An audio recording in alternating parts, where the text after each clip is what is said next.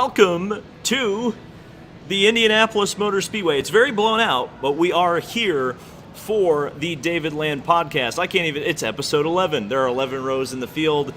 We're actually in the same room today, so there will be no audio delayed. How do you feel, Kyle? How does that make you feel?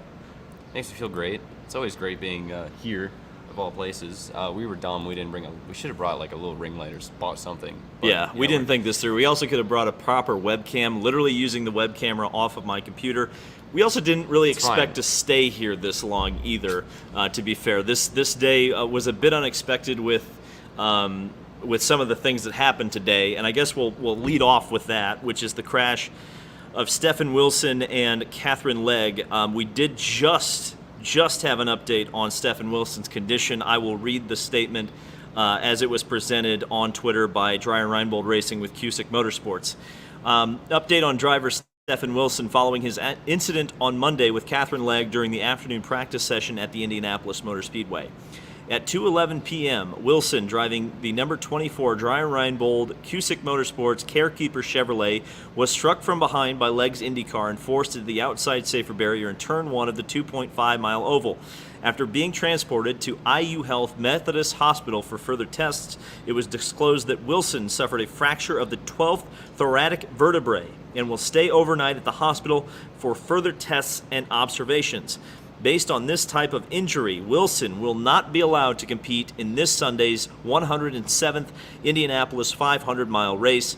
The Dreyer and Reinbold Racing / Cusick Motorsports team will have more information in due course. So Stefan Wilson out of the Indianapolis 500, and certainly unfortunate. Full disclosure, I would consider Stefan Wilson to be a friend of mine, and it sucks to see this sort of thing happen. I know how hard he's worked on this program, and really, frankly, the team and Stefan invited this channel into, behind the scenes of this thing starting, and it was a real shame when I saw it happen. You and I were sitting there in 3 to see that bright blue car in the wall. I guess your thoughts, Kyle, on the accident that happened today and the fact that Stefan Wilson is out of the Indianapolis 500. Yeah, it's super sad. Like you said, they invited the channel to unveil that ride, and I think everybody in the paddock, everybody here, every fan, I think, was excited and happy for Steph to see him get a ride where he actually had proper testing. Last week in practice, we all said like that they were fast and they looked good in race trim. So for a guy who works his ass off to get these deals every year to come run the 500, to have this happen is just such a shame. In racing, it's how these types of things happen to the nicest people. I will never understand. It's not fair. It sucks. I just hate it for Steph. But he'll be back for sure. He'll come back stronger. The dude is just a legend. So I think he'll come back and better than ever. But the crash itself, just one of those things, circumstance. Big checkup. A driver who hasn't been here in 10 years. That's something that I haven't even heard brought up yet, and you're right. That's a very good point. You can't just put full blame on Catherine and just. No, it is a racing deal for sure. We've seen incidents like this in the past, though I can't remember a recent one where someone got run over to this extent. But to be fair to Catherine, looking at the replay, Steph had a big margin between him and Devlin. With all racing accidents, there's never one person who has 100% of the blame. But the fact remains, when you see that replay and you see how much faster the 44 car is going than all the other cars in the shot, and again, Catherine said publicly that she was on the brakes and downshifting. But I guess the question and where the discrepancy is how much quicker everyone else was on the brakes to that situation. But that's the other problem with this deal, is that with the racing as close as it is right now, and this was truly a race running situation, the cars are closer than ever, And when you have a stack up like that, chances are someone is not going to get the message, and there just isn't that margin of error that there used to be here at the Indianapolis Motor Speedway when you had bigger margins between the cars. And that's what I'm a little bit worried about in the race, is when you get, the 500, not as many people are going to lift in that situation, right? So I hope we don't see a lot of chain reaction crashes like this, because it was fairly scary. Not only that Stefan got into the wall head on, obviously injured himself, but Catherine Legg's car was all but a carbon copy of Herta's crash here last year. Thankfully, it looks like that the aerodynamic changes that IndyCar made, and I'm not just talking on the floor, I'm talking about on the side of the car with the wickers, it kept that car on the ground. So I think that in and of itself was probably the one positive I can take away from this incident. But now that we have an update on Stefan, obviously the speculation begins. But we're gonna treat this with kid gloves, but I think it's legitimate to talk about it. The first thing is that the question of a backup car for both teams, to be quite honest. But I think in the case of Stefan, that car took a direct impact. You may have seen in my video footage of the nose of the car. It's hard to tell whether or not the car got tubbed. I guess that's what IndyCar and Dallara and Dry and Reinbold will be finding out. But they did pretty quickly have a backup car ready to go. So the thought process would be there's probably a backup car for that crew team number one. Obviously, backup cars, as we saw with Colton Herta last year, not as slippery, not as well tuned as the primary cars. They have a little bit more time than Andretti Autosport had last year to put this car together. And another important note: Dry and Reinbold only has super speedway cars, which may help them a little bit. The one thing that I did hear, and don't quote me on this, is that the backup car they have on hand is the car that they were planning on using for the pit stop competition. So that would make sense. Yeah. So obviously, I think Dry and Reinbold may not participate in the pit stop competition this year. Which is, if you care about that is a shame, because they are a great pit crew. They almost win it every year. Well, that's the thing. What was so interesting when we talked about Dry and Reinbold's pace is that, whether I talk to people in the industry or whether I talk, on the video, you see the comments on they got to do the pit stops, right? I'm like, wait a second. They're the fastest pit crew oftentimes. I mean, they made Santino Ferrucci so many positions the last couple of years in the pits that it was unbelievable. So I wouldn't be concerned with the Santino with the Dry and Reinbold team from a pit stop perspective. They don't need the pit stop competition to be quick. They might have just given up the pit stop competition because they don't have a car for it. But at the end of the day, the pay window opens for the Indianapolis 500. The big thing everyone's going to be speculating about, obviously, is who's going to drive this car. Yes. There are some crazy theories out there. I suppose we'll get to them. But if I was a betting man, my bet would be that J.R. Hildebrand would get this opportunity. He has history with Dry and Reinbold. He is on the grounds. We saw him with Marshall Pruitt up in the media center today, and he almost had a ride earlier in the month anyway with a different team. So Dry and Reinbold Racing, J.R. Hildebrand, he's a tall driver. He's not as heavy as Steph, but I think more or less they're going to have enough components that are, compatible with JR, that I think he's the one who's going to get the call for this car. The other thing, and I guess I'll let you take this one. Are you going to let me take this? I'll let you take it, is, some people are speculating that Graham Rahal maybe gets the call for this. He's got a very similar body type to Stefan, so car balance, car setup would be similar. Obviously, Graham isn't doing much on May 28th. I hate to remind you of that, but that's a true fact. But there are a couple of concerns. The first concern would be the engine supplier. Mm-hmm. Second concern would be his team literally has his own name on it. And the third one will be sponsors, whether or not sponsors want to support that or not. So I guess, Kyle, is that a realistic possibility, do you think, that Graham Rahal could drive for Dry and Reinbold in the 24 car? I think the biggest concern would be the engine supplier. We know Graham has had, ties with factory Honda deals, for the last couple of years. I mean, he drove his entire career has been in a Honda outside of one season with a Cosworth in He literally got the call to drive the Team Penske Acura in the sports car. Right. And right. the Shank NS. He drove a GT car because he has a Honda deal. His car for years showed up on the Honda HPD advertisements, literally on TV. There was the United Rentals car. I mean, like, he is a Honda-tied driver, but I mean, in this circumstance, the question will be if Honda would let him do it. Because I think from a perspective of wanting to get United Rentals and his sponsors that are tied to his name, by the way, into the show, it makes perfect sense, especially when you look and you see the 23 car already empty, and it's like, that would be kind of a good. Graham has sponsors that want to be in the race. Graham probably wants to be in the race. It kind of all just makes sense from there, but the biggest thing is going to be if Honda will let him do it. And I think the big assumption for you is that the 23 blank.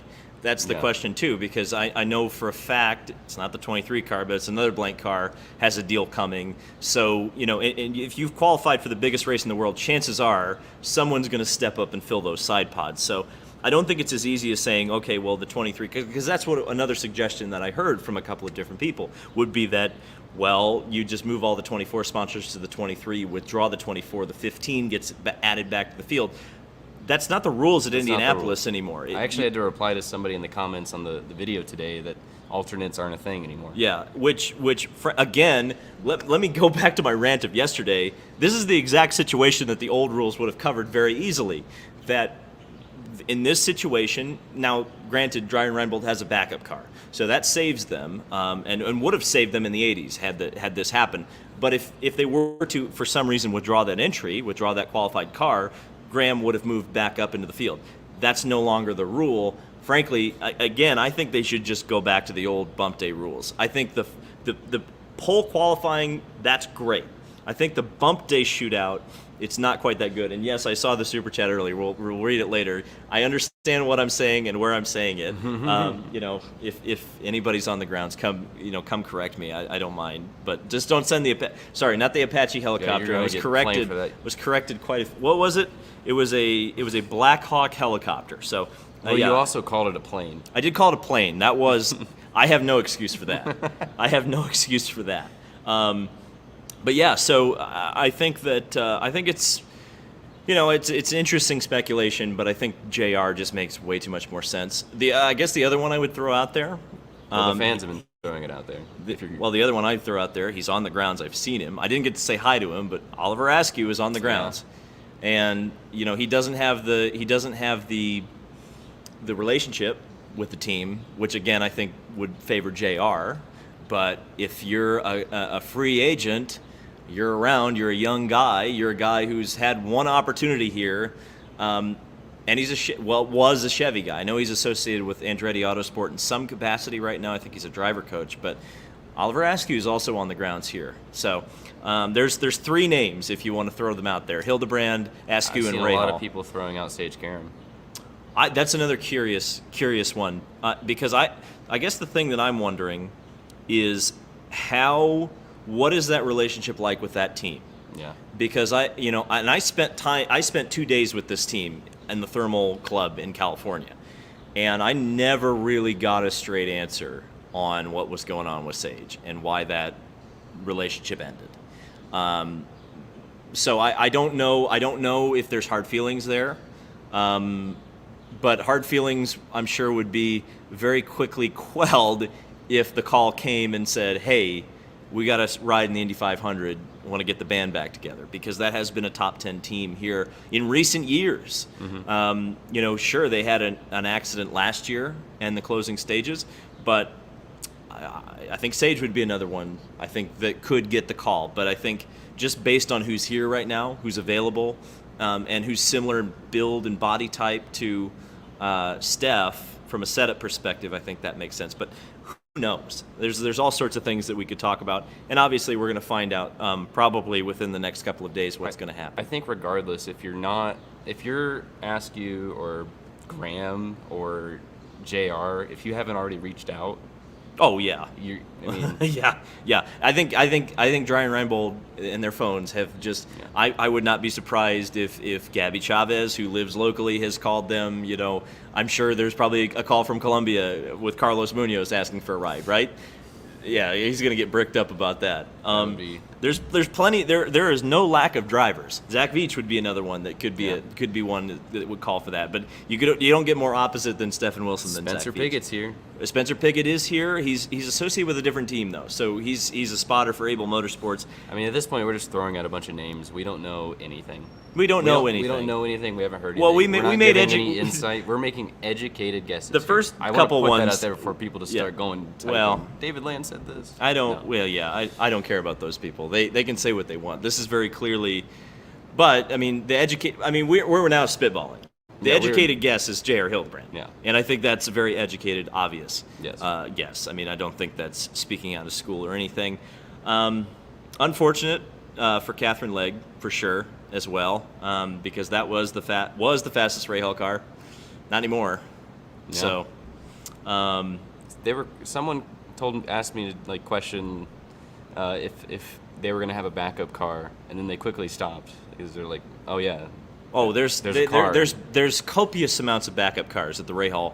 There's In a fact, car. There's a car prepared that you could just take the stickers off and put stickers back on. Well, 100%. And yeah, so they're good. They're chilling. Yeah. There's no problem there from a chassis standpoint.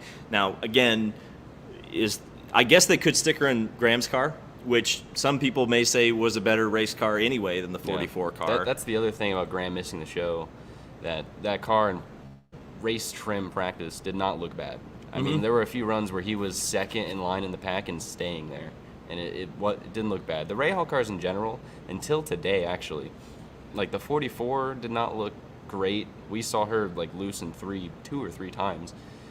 Lundgaard and I think Harvey looked okay, but I mean, last week they looked a lot better in race trim, I would say. So, Yep. yeah. There's all sorts of storylines to talk about. I suppose we'll talk about this, though it has quickly become less of a storyline, bump day, because it seems like this was more of a bump day than yesterday was, unfortunately. I guess, Kyle, here's your vent session. Here's your opportunity to vent about Graham Rahal missing the Indianapolis 500. Just kind of talk me through your day yesterday, because it was not fun. It wasn't fun. If you guys watched the video yesterday, you know, I've been a Rahal fan since I was 8 years old. You know, I lived 20 minutes to Mid-Ohio, so it's not hard to see where that comes from. And yesterday was tough. You saw my reaction. Yep. It's not really. Yep. that is in the ether. And I did ask him before. He was like, yeah, put it in. I'm like, okay. Nick Yeoman saw it and said, man, Kyle, you look like somebody just killed your dog. And it's what it looks like. It's tough. It was a tough scene. It was not fun. What are you going to do? It's just that, I mean, I will say, after like I've been to I was at the Fernando bump, I was at the Hinch bump, you know, I wasn't as emotionally involved, I would say. Like it wasn't my guy I've rooted for since I was a little kid, getting knocked out of the race that I've gone to for half my life. It wasn't that, but I will, like, having that experience, I will still say that bump day is the most remarkable and awesome thing ever. Like I also enjoyed it too a little bit. Like there was a point. I remember when Harvey went out for that final run. Okay. when Harvey went out for that final run, like everybody was like, "Oh, the car's hot. It's not gonna be, you know, as fast." And I was like, "Well," my buddy Brody sitting next to me was like, "I've never seen somebody just come in, change tires, and go right back out." And I'm like, "Yeah, that's why I'm scared. This is too remarkable. Well, like, this is one of those Indy bump day things that just happen. Like, because this is so remarkable, that's why he's gonna bump him out." Well, that was what was incredible about that is that I was actually saying on lap 2, I'm like, why the hell are you just not pulling that thing in? Who cares? You know, it's not going to make it. And then that third lap happened. Yeah, the third lap was actually faster. And the crowd was unbelievable. Because they just the energy. When people talk about the energy in this place, I was standing in the pit lane next to the qualifying line, and when he made that lap, there was just a gasp, and just everyone, the energy, just it was almost like the place vibrated. Yeah. It was. Well, it's that moment in qualifying where the car crosses the line, and then the crowd, like, you're cheering him. Everybody's cheering him on. You know, so many people were cheering for Jack, and I was kind of mute at that point, but I heard it. everybody cheering, and then the car crosses the line, and then it just goes silent immediately. Like the entire place just goes silent, and you wait for the time, and then that time goes up, and the whole place erupts. That's the second or third time I've experienced that. I remember 2018 when Ed Carpenter won the pole. Yep. It was very similar. Like that, I remember after Ed Carpenter won the pole, that was the first weekend I'd ever gone to qualifying, and after that happened, I was sold. Like I was like, yes, qualifying weekend, oh, fantastic. Yeah, and I have to say this because I forgot to say it in today's video. I forgot to say it in yesterday's video. I forgot to say it all week. I'm going to say it now.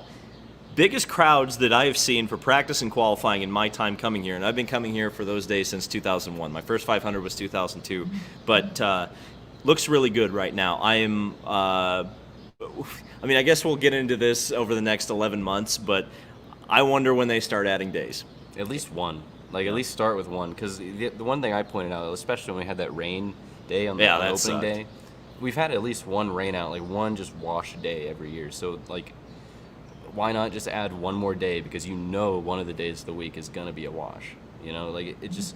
And today I was very upset and sad going to the track. Not just because of yesterday, but because, like, man, this is the second to last session. The last thing left is carb day and then the race. Yep. Like, it's already over. It feels like it just flashed by.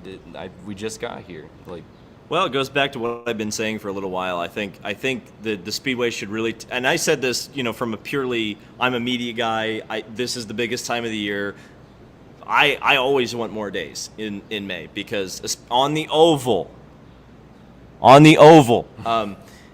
because these are the days that do the biggest numbers, and this is when the attention is. And from my perspective, why would you not want the attention on IndyCar racing, directed right at it? So I think the April test days, I think it would make sense to put those in May.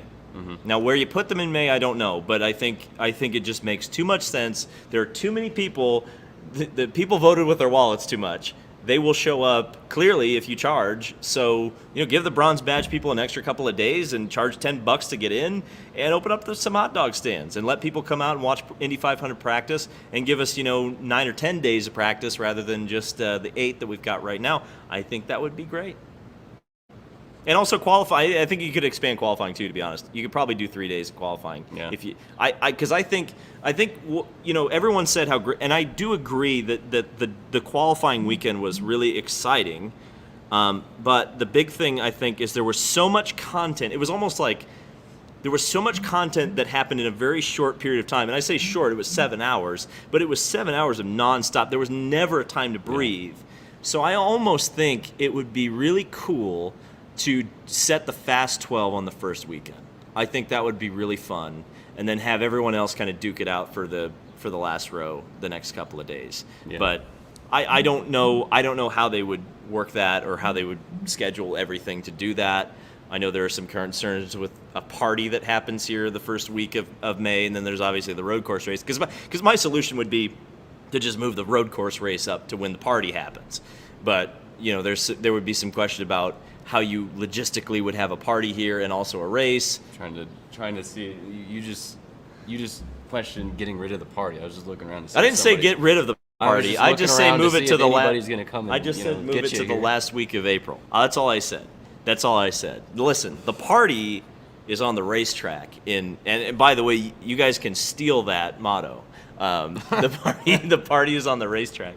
But yeah, I mean it is though. I mean that's to me it's what Indianapolis is about, and I think that's what our coverage has been about, and I think people have been enjoying it, and clearly the crowd is up, and I'm not saying that we have anything to do with that, but I think the interest level is there right now, and that's great for the 500, and I what I guess I will say is I wish we could take some of this magic and just sprinkle it all over the rest of the season, and I don't know how you do that, but it's something I guess I'll throw out there. With that being said, let's talk about the Fast 12 shootout, because obviously we need to talk about the front of the field. What are some takeaways, Kyle, from the Fast 12? It's exactly what you said yesterday, is that there's too many cars going out. I think it's the same thing with the Fast 9, where it was like especially when you had the two runs, where both runs kind of end up being the same. Yeah. And some teams, like I remember, like Foyt today, Larry told us that they really just went for a conservative run, get it in the field. We know we're in the top 6. Screw it.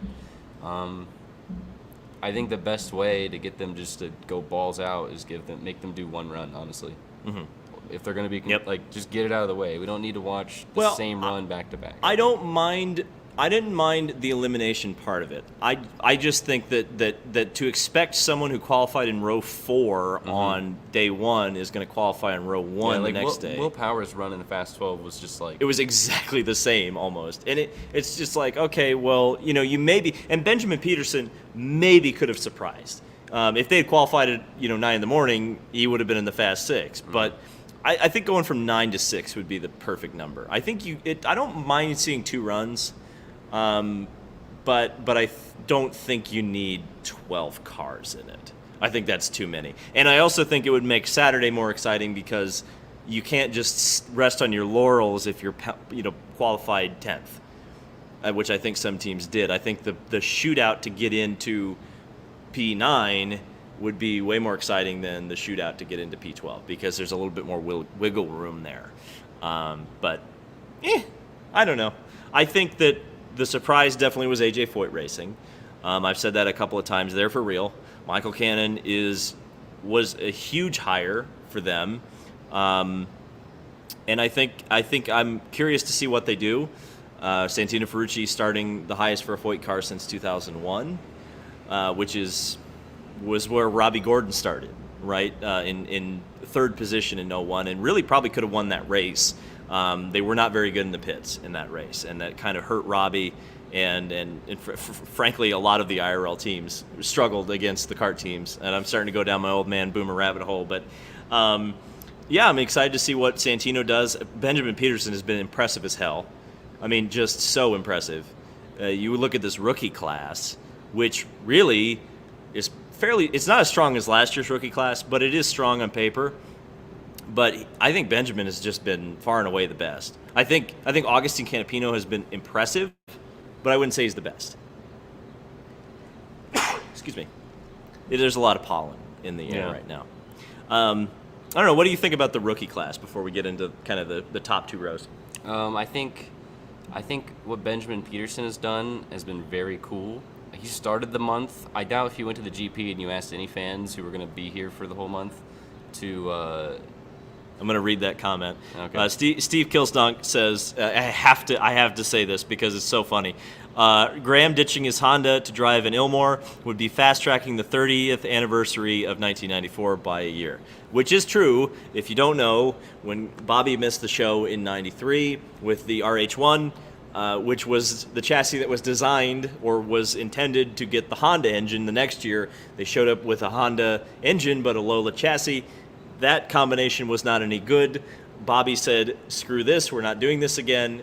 Leased Penske, 93 Penske cars for both he and Mike Groff. They were powered by Ilmore engines. So if Graham ends up in an Ilmore Chevy for the Indianapolis 500 after not being able to get his Honda up to speed, that would be something. That sure would be something. And then, then I guess next year is the year that Penske misses the show. And then 2025, don't do it. Don't do it. Don't do it. Don't do it. Don't you do it. Don't do it. 1990 or 2026. Yeah, that just. Well, if we're going up a year, time to time, it's gonna be 2025. So that's even closer. Oh, that's true. Don't do it. Let's not do that. Let's not do that. Please don't do that. Let's talk about. I was talking about Benjamin Peterson. You were talking about Benjamin Peterson. Continue. I think if you came here during the GP and asked fans about Benjamin Peterson, they would have no clue. They wouldn't know who he was, yeah. But now, this is the beauty of Indianapolis. Now, I think I've seen a few Benjamin Peterson jerseys and hats and things all through the crowd, which is amazing. Yep. That's amazing. That's the magic of Indianapolis. The fans here, they might not watch the rest of the season, let's be honest. A lot of the fans that show up here may not watch the whole season or give a hoots about anybody, but they come here.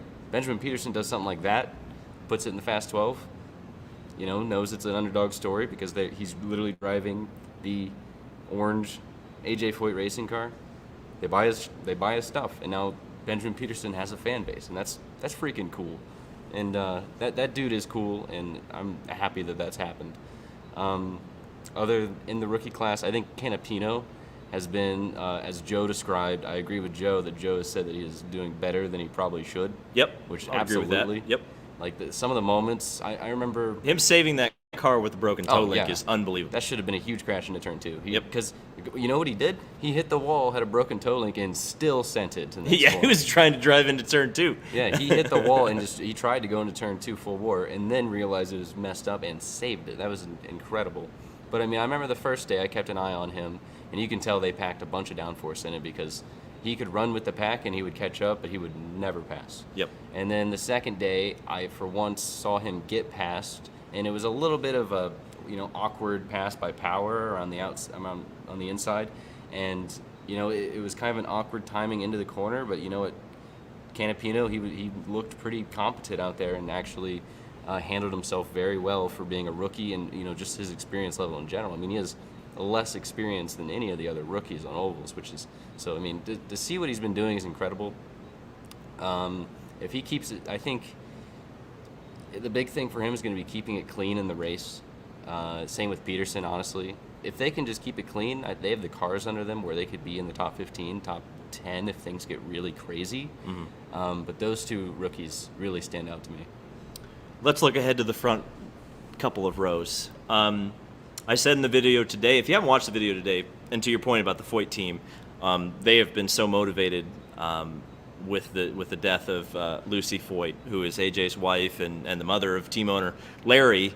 That's a tough one, and the fact to see AJ smiling with Santino, I think I shared it on my Instagram story last night. That was really neat. We watched an AJ Foyt documentary last night. Yeah. You just realize how much he cares about this place, and it's got to be tough for AJ to not see his cars competitive, running up at the front like they should be. Well, they are this year.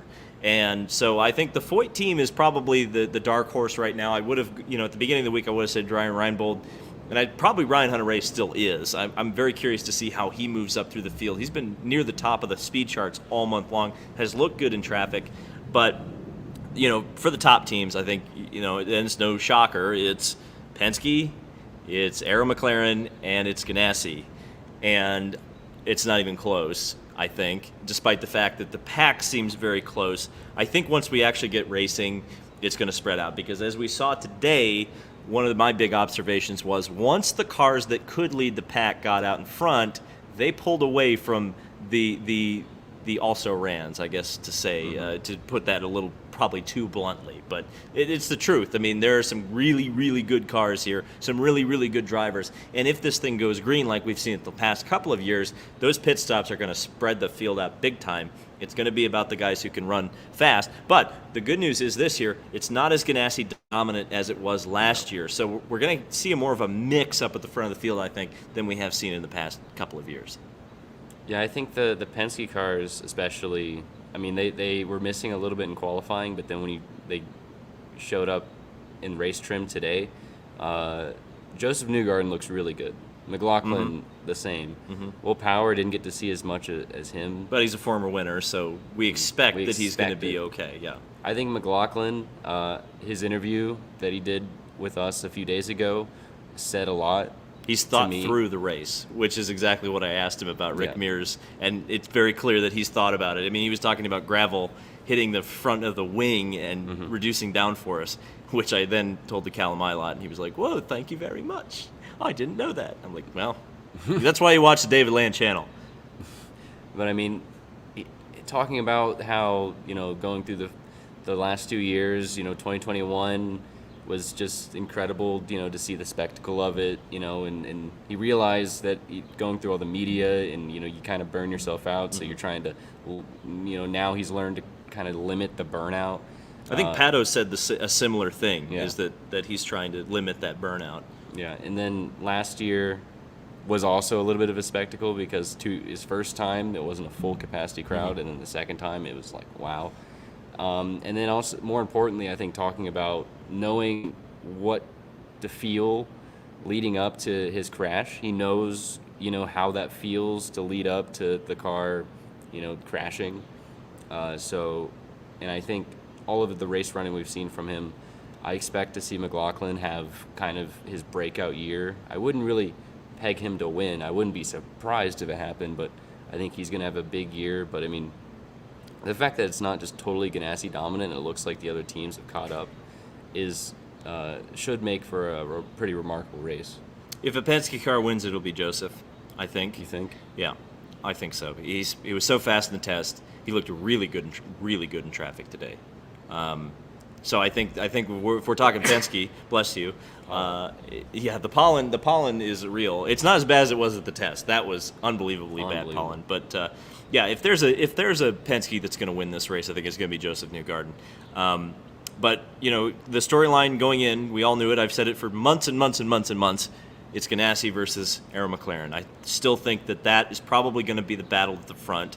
I'd say that Alexander Rossi and Alex Palou are going to be the two that I would peg right now as the ones who are going to be running up front. The real dark horse in there, before we get to Arrow and Ganassi, is Rinus VeeKay. Yeah. He's Go. really just plucked in the middle.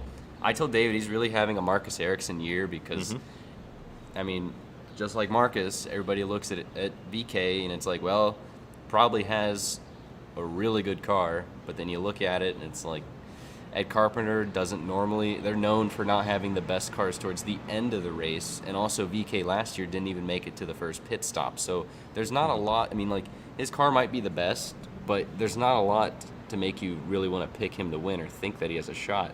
But he's having a very Ericsson month, because last year you would have said the same thing. You'd be like, oh. I said I'd jump off the back of the grandstands if Marcus Ericsson won the race. Yeah. That was how unconfident I was in him. And if you had asked me last year, David of last year covering this race this year, I probably would have said the same thing about Rinus. I will not make that mistake again. Rinus has looked great in traffic. He's ran a ton of laps. Ran a ton of laps. Which you're was his problem. He hasn't been able to run a ton of laps. Which, if you're saying Ed Carpenter is not very good towards the end of the race, and then they're going out there and running 400 miles in a day on Wednesday, then, I mean, if they didn't find something out and how to adjust over 400 miles on Wednesday and then even into Thursday, I mean. And I think it's worth noting, yes, Steve, you're right. Ericsson is having another Ericsson month, and I think it's a good time to thank Chip Ganassi Racing and Husky Ice Spritz. I will say that right at some point. It's very. He keeps saying spirits. I'm gonna call him out. I didn't say spirits that time. Yeah, but he keeps doing it. I do it. But yeah, they gave us some free booze. It's great. It's one of the. It goes down smooth. I'm not much of a drinker. I did have one of these today. One of them it was probably like half of one. Let's be honest, or maybe a quarter of one. But I had a few more than. Yeah, you definitely had. Yeah, you definitely birded up today with the drinking. But yeah. No, so that was fun. We actually got to meet the CEO of Husky, which was interesting. It was cool to have a conversation with him. He watches the channel from time to time, which scared me because I started to introduce myself, and it was like, and these are the kind of moments just to kind of talk about the magic of Indy. Those are the kind of moments I should say that are like, yikes. Oh, that is a guy who is sponsoring a car in the Indy 500, and has product that he can just give away to media people for free, and he knows what's up and knew specific parts of a video I'd made. So that was something. But it was cool. Marcus was in there. Marcus's wife, Iris, was in there. It was cool to get to talk to them for a little while. So that was neat. That was a cool opportunity and one of those things during the month of May. And I guess we'll talk now about Ganassi Racing. It's been one of those things where I think the big thing with Ganassi this year versus last year is that they're going to have to keep the tires under their car. They're one of the teams that seem to be struggling a little bit with the tires, with tire wear. And you saw from the qualifying, and one of the ways I've picked the race in the past couple of years, I'll have to go look at the 4-lap averages, has been who has been the most consistent car in qualifying. Ganassi cars haven't been that this year. So, can Ganassi repeat at the Indianapolis 500? They've only won it with red cars, by the way. I feel like I should mention that. So they might want to get to painting on those other cars. Yeah, I mean, I think so. The thing is, I've been thinking about Alex Palou a lot, and he just seemed like in qualifying when he won the pole, it's like he just seemed to show up when it matters most. which has led to people not really talking about him as much, I think. Mm-hmm. He hasn't been on my mind a lot, but then he shows up when it matters in qualifying and is on the pole, and it looked easy, you know? Yeah. I think in the race, it's going to come down to mistakes and just luck, like it always has. Like you said, with Pelot, you know, he's probably had the best cars the last 2 years, but it's just been luck and circumstance. Which he agreed with, by the way. Yeah, that's what's happened. I mean, part of me thinks that Dixon is, you know, I don't even think Dixon probably wanted to even win the pole. Yeah, it's been a bad omen the past couple of years, to be fair. Dixon got mad at me today, by the way. I don't think he really got mad. I think he just. Well, yeah, it was race car driver F stuff off to do, sort of thing. Yeah, I understand that. I just think he was like, "Shut up, kid. I got an engineering debrief to go to," which was fine. If that is, you know, he showed the watch, so we're cool. He showed the watch at Mid Ohio. Remember that, Kyle? He No. showed the watch and he took the glasses off. Oh my gosh. Yeah, he did the thing. I forgot Dixon does the thing. Did you know that Marcy Anderson did the Dixon thing Yeah, he today? did. He He did. did. So You got to explain the Dixon thing. the though. Dixon thing You is. got to explain it for the podcast listeners. So the Dixon thing is, when Scott Dixon does an interview and he thinks the interview is going out to enough people that his sponsors are going to see it, he will show his right wrist, or which wrist do you put a know. watch It's- on? right- We are right- Zoomers. right or left? I You've don't got okay. He's got a I watch wear it on my left. I might on be, his left. I might be dumb though. So whichever wrist you put a watch on, we are Zoomers. We have phones. We don't have to worry about that.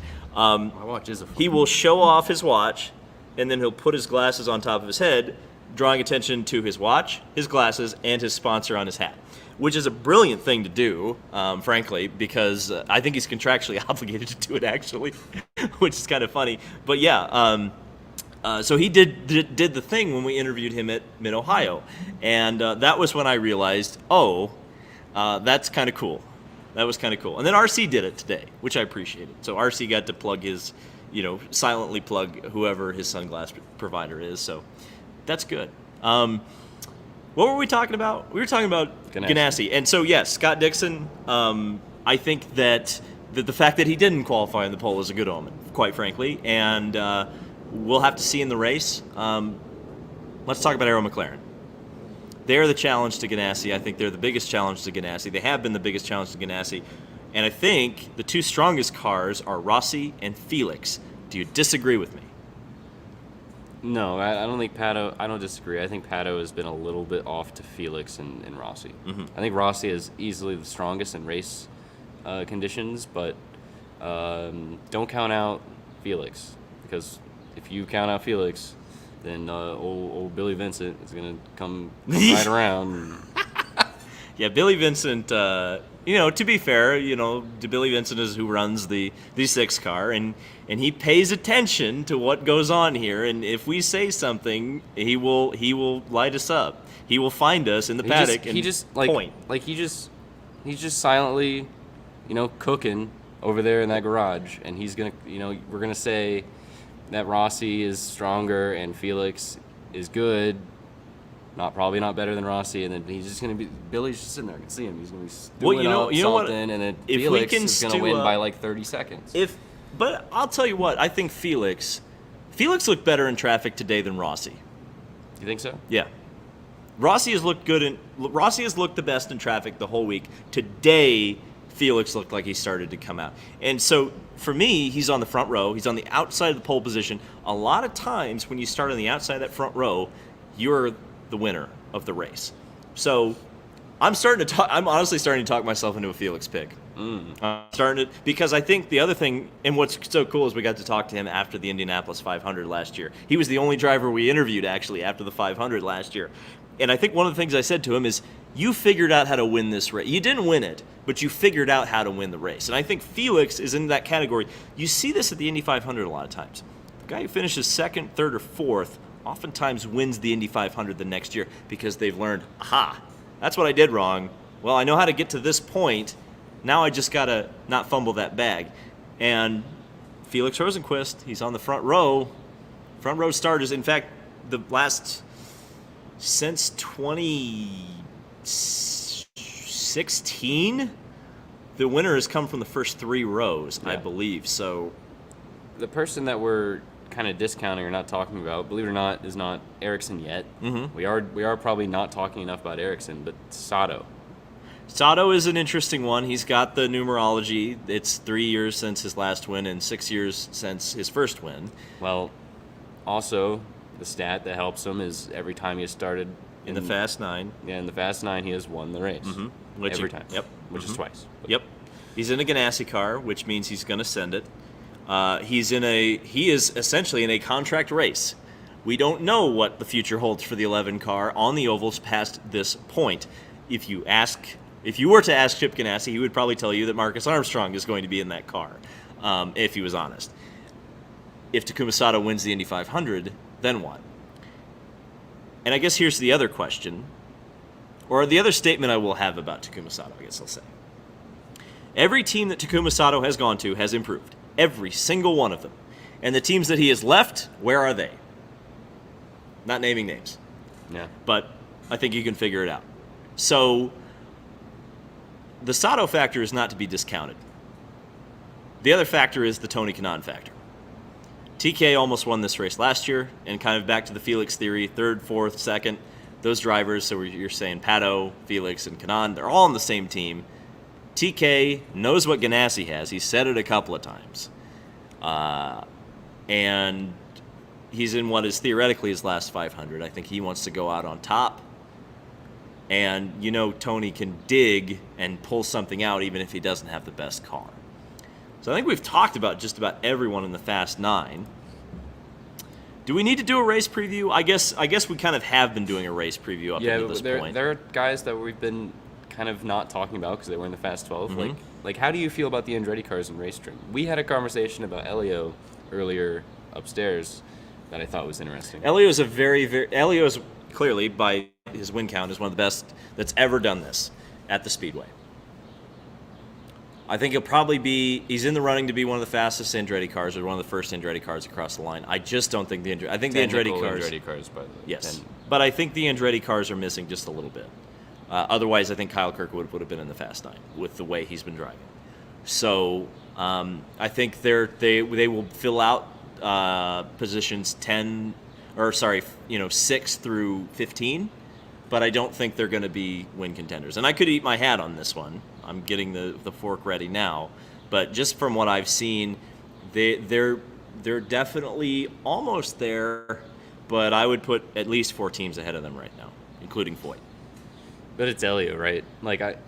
Elio for sure. Elio and Pagano. I'm not making the same mistake as I did last year. I probably am not picking Elio to win, but we brought it up that he's starting farther ahead than he did last year. Mm-hmm. This is, the updates to the cars might make passing a little bit easier to get through the field. So maybe he won't have to rely on, pit stops and restarts as much. Maybe he'll be able to pass more on track. And Elio, I think, out of this entire field is, as we saw in 2021, is the best at improving his car over the entire race. Mm-hmm. Yep. So thinking about all that, thinking that he finished, 7th last year from farther back, how far through the field can he make it? Yep. And if he has a good car, it doesn't have to be the best car, by the end of the race, if he has the best car over 500 miles than everybody else and he is within the top 5, what's it going to look like? Is Drive for 5 going to be alive at the end of the race? Could be a thing. I can see it. I think there's a chance. I also think there's a chance that this is a sort of race where there's some dumb strategy wins this race. Yeah. A Rossi kind of deal where somebody just takes a total flyer. Maybe that's where Kyle Kirkwood comes in to the fold. So we'll see. Benjamin Peterson, who I think was running his car intentionally out of fuel today. Just throwing that out there. Yeah, they're our favorite segment, and you get to look me in the eye when you do this time. Man, Kyle gets David in trouble. I have nothing for this, I have to say. I guess I'm in too good of a mood. There's nothing I've been complaining about the last week. Everything's just been too sunny of a month, is the thing. Oh, don't say that. Knock on that wood. I feel like we've already said stuff in this podcast that would have the NTT IndyCar Series Ninja team flying down from these ceilings. What would you do to bump day that would probably make the ninjas come from the ceilings above us and take you out? Just what would the exact format be? What Just tell me something that you think that they would just come in and take you out with an Oh, Apache like helicopter. the NTT IndyCar Series Ninjas. And not the Blackhawk, like actually bring an Apache helicopter after you. Oh, it's easy. Hugh DeShonak was here yesterday. Hugh DeShonak, and if you don't know who that is, he is the leader of Orica, which is one of the biggest chassis manufacturers in the world, probably second to Dallara. Why was he here? I believe he's been telling the French press, because some of my French viewers have been letting me know. And he was planning on making an aero kit in 2015. That ended up not happening, but he was close on that.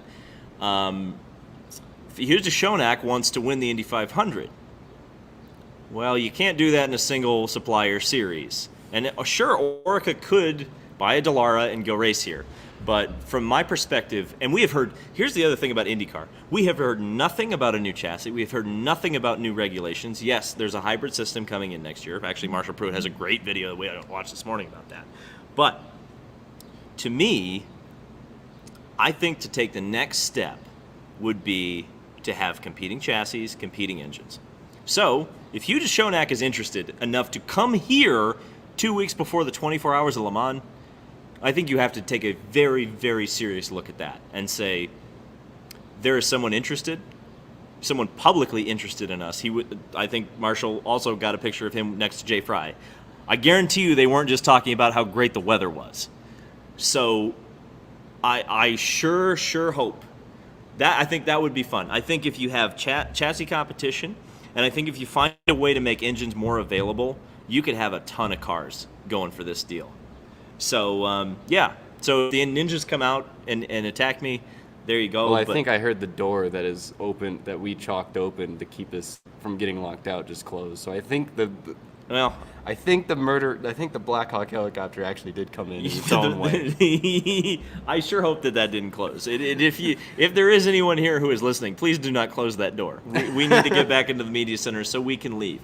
But yeah, no, I think that would be my suggestion, because that's the thing. If you have someone who's interested, if you have, and this is the thing, like the IndyCar series for so long has been the girl at the dance who has not had a date.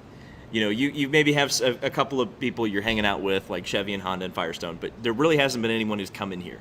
If you've got a chassis manufacturer who's like, hey, we want to come race here, you shouldn't slam the door in their face, because Orica's looking pretty hot right now. Yeah. And it may be just these Husky ice spirits. Spritz. See? He did it. Ice spritz lemonades that I'm talking right now. But the one I had with food, and then I drank a whole ass Dr. Pepper afterwards. But I don't know. That's just what I think right now. I just want to point out that there are dogs. There is Good Boy vodka in this. So Good Boy vodka, and then the Husky. Get it? They're dogs. So it's time for Super Chats. You guys have been very generous today, so thank you. We're going to get to as many of these as we can. There are a lot of them. Let's see. Remember, the David in Trouble segment is extra dangerous because IMS security is nearby. We figured that out. Taurus sent that Super Chat as well as this one, saying, knowing the crash was on the nose, was nose on the wall, does the W12 nose not dissipate enough energy in its current design? I don't think that's the issue. I think it's just because Steph is a tall guy. I really just think, we saw this with his brother. His brother at Mid-Ohio had a very similar incident. I think you're thinking of Auto Club. Because Mid-Ohio... Well, that happened at Auto Club, and it also happened at Mid-Ohio. At Auto Club, he had, it was a side impact. Yeah. Well, Mid-Ohio, he just ran wide in turn one, and there was an access road. Sure, but it was because he was a taller guy and didn't have the padding in the seat that someone else could have. Because the seat insert for a bigger guy, Graham Rahal too, is not going to be essentially you're going to be sitting on the floor of the car. Yeah, so from that perspective, I think that was a big factor in this one. That's speculation, but I think it's pretty close. Dougie Fresh says, Wilson out, statement from Brian Reinbold. We read that earlier, but if you're not aware, Stephen Wilson fractured a vertebrae, will be out of the Indianapolis 500. The question is now going to be who's going to be driving that car. Colton Austin says, the last couple of days have been the highest of highs and the lowest of lows. This is Indy. I would agree with that. Bump day, going to a wedding and getting a funeral. I would also agree with that. Some profound stuff from Austin and Dougie in the Super Chats. Tara says, would the big crowd for practice and qualifying make more Indy one-off entries more likely, or is that entirely an engine thing? It's I would say it's 90% an engine thing. But extra days would be fun. What's that one? Austin says, if you think about it, Rahal could have qualified at the end and guaranteed himself since Harvey wouldn't have got another chance. Wrong. They were not allowed to go back out. Explain. Why, Steve? What? Well, Yeah. I was just saying, you wouldn't want to do that. You wouldn't want to do that because Paul Tracy in 2010. Paul Tracy. I think they're not allowed to go back out until they don't have a time anymore. Well, yeah, that's what I'm saying is. What he's saying is, when Harvey went to make the second run, Rahal should have blocked him and made the last run, and tried. Because yes, he would have withdrawn his time, but he would have blocked him, and his fate would have been in his own hands. But, like I said, you don't want to Paul Tracy yourself. Paul Right. Tracy, Which was one of the greatest bump day moments of all time. yeah, for sure. In hindsight is amazing. Graham probably would have chose to do that, but nobody expected Harvey to go faster. And just to explain, Paul Tracy was in the field, withdrew his time, went slower, and missed the race. That was one of two drivers who did that. The other was Jay Howard for Sarah Fisher Racing. Jay Howard crashed in his attempt, didn't he? Mm-mm. Oh. No, he just went slower. And it was a major Oh, mistake. yeah, no, because that was how Saavedra got added to the field. Saavedra, Which is why those old rules were so much better. Yeah. Because a crashed car made the Indianapolis 500. One of the greatest moments ever. Why did we change it? We shouldn't change it. We should go back to it. Hermes says, I miss all field practice after the field is set. It was cool to see that session. I think he's talking about the practice after qualifying. I think there's a reason they don't do that is because it's a disadvantage to the cars that were participating in the Fast 9 last year shootout. Brennan just sends $1. Appreciate that. Irvin says two things. One, with YouTubers recently sponsoring a Cup car, what would it take for you to sponsor an IndyCar? I finished building the Porsche 963 Lego Speed Champion. She's ready for Le Mans. Well, first of all, I enjoy that set. Second of all, I don't know what it would take to sponsor a car. I think, without speaking out of school, because I do know a few things about how that YouTuber sponsorship came about, it would just take someone who was willing to put my name on the car. I don't think I would ever be able to come up with that budget to put my name on an IndyCar per se. It would have to be some kind of a business-to-business deal, I would think. So I think that's how that sponsorship came to be. If any teams or drivers are listening, we'll give you we have $20 to put a logo. I have $20 in my wallet right now, so hit me up. Tara says, where can I buy it at the track? I think he's talking, what is he talking about? Oh, the Husky? We don't know yet. It's supposedly going to be available in the United States. That's why they've gone to the alcohol rather than the dairy products. It would have been a good idea to ask when this was going to hit. Well, I was about to ask, and then he got taken away. So allegedly, this is going to be sold in the U.S. That's what Adam Stern reported, right? Mm-hmm. Not 100% on that, but that's what Adam Stern said. I'm pretty sure. So you should be able to get this. Where? I don't know. We don't probably know. your local liquor store would be my guess. We don't know if this is going to be nationwide or if it's going to start in certain areas. I sure hope they start it here because this would be where 99% of their sales would be. Yeah. But I mean, it's good stuff. It is. It does taste good, and I don't even drink. So the fact that I enjoyed that, I think, is the highest Compared praise. to other seltzers, it's like a High Noon but smoother. It is great. There we go. Because it's a vodka seltzer. It's just like a High Noon, but it's smoother than a High Noon. You taste less. They did a great job. They did a great job. Jared says, 10 years ago I marched the 500 Festival Parade, and Kanaan won the next day. This week, my high school band returns to Indy for the parade. Seems only fitting that Kanaan wins the 500 in his quote-unquote final attempt. I think I don't have anything to add to that. I think, we talked about Indy and things repeating itself at Indy, and 10 years since Kanaan won the race, 30 years since a Rahal got bumped. The threes, I talked about the twos last year, how it seems like there always something special happens on a year that ends in a two. Well, things seem to happen on years that end in three as well, so I guess we'll find out. If I'm gonna seal the deal in a Felix pick for you, I would say, the Marlboro car, won in '93. Yeah. Marlboro livery. Holy 2023. Nikes, you're right. Mm-hmm. Okay. That's not an official pick yet, but that's convincing me. Ryan says, someone asked if they think Jimmy could get the call. Is that realistic? Also, will HMS create an IndyCar team? Okay. God damn it. There's some things I can't say. Number one thing, Jimmy Johnson. So that would be awesome. The problem is that Jimmy Johnson is now contracted as a Toyota team. He's now riding out a Chevy contract. So, and I don't know if Jimmy Johnson would jump in with that short of notice. I think he's competing in the Coke 600 too, so the logistics of him doing the double they have to in a get week that, in advance. Yeah. Like, let me just find a Cessna jet and helicopter that'll do that in the exact moment. That's Hendrick Motorsports creating an IndyCar team. I think it's more. I won't say more likely than not. I think. I'll put it this way. I think that the Kyle Larson experiment over the next 2 years will be very telling about where Hendrick Motorsports ends up in motorsports going forward. Napa Racing Fan 927 says, with NASCAR looking to put the Xfinity Series and some Cup races on Amazon, will IndyCar's next TV deal have more exclusive streamed races on Peacock? ? Well, so I think I mentioned this on the podcast around Long Beach, is that I had heard that ESPN and Amazon were being courted by IndyCar at Long Beach. Now they've got TV discussions coming up next year. So I guess we'll wait and see.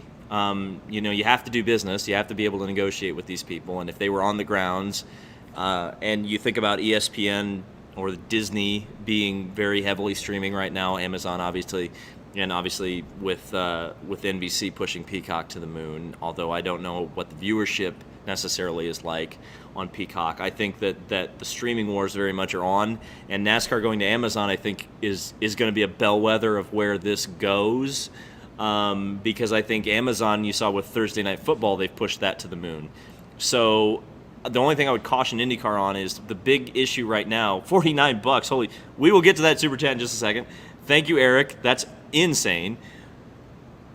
The only thing with Amazon is that if IndyCar went to Amazon and NASCAR was already there, you are doing the same mistake that you are with NBC right now, and you are being the little dog next to the big dog. You should be the biggest motorsport property on the network that you are on. That is my opinion. The Apache helicopter's coming, I'm sure, when I say that, but I think you should be the biggest dog in the yard on TV. That's my opinion. What a great clip, that Apache helicopter. That was amazing. You've done some great camera work this week. I'm glad that happened. Eric Bishop with a freaking $49 super chat. That is unbelievable. Thank you. He says two things. First off, I love the channel and would love to have a guess. The first driver to replace Stefan would be Mr. Hildebrand. I think we agree with that. We think that's the most logical choice. He is on the grounds. He was on the grounds today. We saw him with our own two eyes, so he is here. Second, where did Kyle's friend get his David Malukas hat? Brody. I want to buy a lot of merch, but there's zilch online. Frustrating. I think that should be online. But I think that's online. It's definitely at the track. Yeah. I think if you go to the track, you can find it. If not, find someone in the Malukas family and just ask them for their hat. I hear that they are a little bit liberal with the hats sometimes. So I guess we'll find out. You could try Styled Aesthetic. Yeah. Because I noticed they had like a Malukas diecast in the hats over there as well. They also had the Steph Wilson shirts, which I will definitely be grabbing. Steph Wilson shirt. Yeah. But yeah, I mean, check their website out too, because I think they have HMD stuff. Styled Aesthetic. Yeah. So it surprises me that there's nothing online for David Malukas. There should be. That surprises me. It's concerning. But if you're sending $49 super chats, perhaps eBay. Thank you again, Eric. Antar says, am I betting on Dixon to win after 3 years in a row of heartbreak? Yes. Ouch. I do not endorse that, but go for it. Napa Racing Fan says, race picks for Monaco, Indy, and Charlotte. I don't want to make an official Indy pick yet. Yeah. I think I've said a few names, but I'll go ahead. I'm picking Fernando Alonso for Monaco. That would be awesome. Screw it. I'm going to be an asshole and pick Verstappen. And for Charlotte, Kyle Larson. I was not. Who did I pick last year? I think I picked Larson. No, I didn't pick Larson. But I think it's Denny Hamlin. Denny Hamlin. Okay. I think that's all the super chats. Just want to make sure. Yep, that is it. So Thank you guys all so much for watching this at the Indianapolis Motor Speedway. We're about to find out if we got locked out of the Yeah, media we probably center. got locked out. I gotta say, I heard that door. If we didn't, then I'll be happy. I think we're locked out, but we'll find out. Exciting. Thank you guys for watching, and we'll see you in the next video, the next stream, the next podcast, next podcast. whatever you want to call it. Bye.